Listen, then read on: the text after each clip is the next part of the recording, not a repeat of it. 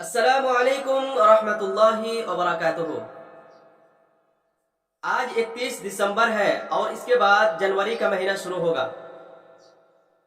इस मौके पर हमारे नौजवान भाई 31 दिसंबर और 1 जनवरी के बीच की रात में नए ईस्वी साल के शुरू होने की खुशी मनाते हुए बड़ी तादाद में पटाखे दागते हैं और आग लगाई जाती है। उस काम पर ढेर सारा पैसा भी खर्च किया जाता है। गोया हम अपने पैसे और अपनी मेहनत की कमाई उस आग के हवाले करते हैं। उसका दूसरा बड़ा नुकसान यह होता है कि उससे रुए जमीन पर बहुत ज्यादा आलूदगी होती है और लोग आलूदा हवा में सांस लेने पर मजबूर होते हैं, जिससे तरह तरह की बीमारियां जन्म लेती है। बहुत सारे लोगों को सांस रुक रुक कर लेने की बीमारी है। ऐसे लोगों की बीमारी उस गंदी हवा की वजह से कई गुना बढ़ जाता है। बहुत सारे कमजोरों और बीमारों के लिए पटाखे की सख्त आवाज दिल दहला देने वाली होती है, जिससे वो बहुत ज्यादा परेशान रहते हैं।